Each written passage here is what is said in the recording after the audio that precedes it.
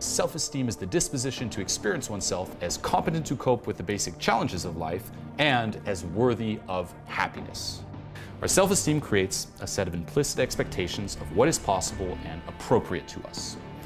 These expectations tend to generate the actions that turn them into realities, and the realities confirm and strengthen the original beliefs. Okay, so let's just say you have low self-esteem, you don't really feel like you can cope with the challenges of life, you don't really feel like you're appropriate to life, it's like, this is not really for me, I can't really achieve all of this, and it's just this cycle that goes on and on and on, and that keeps you just stuck. And this is why it's so important to work on it and raise your self-esteem. Okay, and you can do so by focusing on actions or practices. Okay, basically something you do over and over again, a way of being, and this here will affect your self-esteem. So the first one is the practice of living consciously. Okay, basically having a mind that is active versus passive, that seeks awareness versus simply not bothering, that is responsible toward reality versus that escapes or evades reality. The second is the practice of self-acceptance. Okay, basically to be for yourself and to refuse to be in an adversarial relationship to yourself. The third is the practice of self-responsibility. To feel competent to live and worthy of happiness, I need to experience a sense of control over my existence. Okay, and this means to take 100% responsibility for your life and your well-being. Okay, the fourth practice is the practice of self-assertiveness. That self-assertiveness means honoring your wants, your needs, your values, and seeking the appropriate forms of their expression in reality. Okay, and this is a practice. Okay, it's the willingness to stand up for yourself, to be who you are openly, to treat yourself with respect in all human encounter. The fifth practice is the practice of living purposefully. Okay, and this means basically using your powers for the attainment of goals you have selected.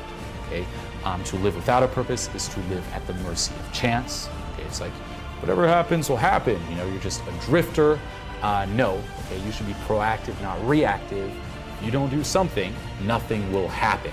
What it means is staying true to yourself. Okay, integrity asks that our effort to find the best choice be authentic, that we stay conscious, stay connected to our knowledge, call on our best rational clarity, take responsibility for our choice and its consequences, do not seek to escape into the mental fog. What are we all seeking? Okay, and this is something to really take some time to reflect on. What are we all seeking? What are we all looking for in life? What is the goal here? Okay, like what is the motivation behind everything that you do? And if you really follow it, okay, to the root, okay, it's not like, well, I'm doing stuff for money. Okay, well, why do you need the money? Okay, like follow the trail of whys.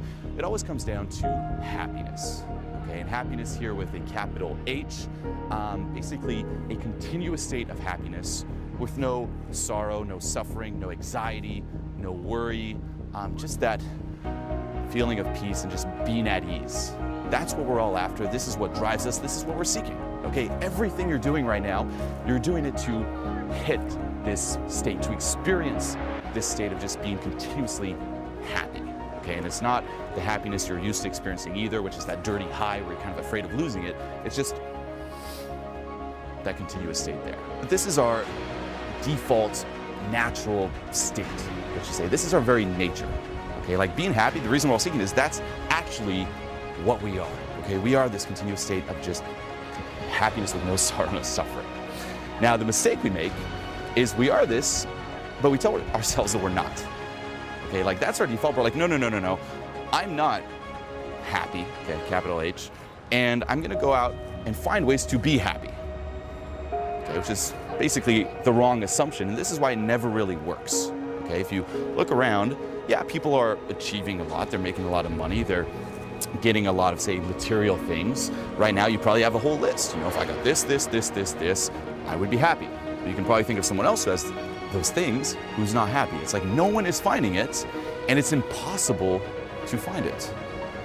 Okay, if you really think of it this way, that's our nature, just being happy. We tell ourselves we're not happy.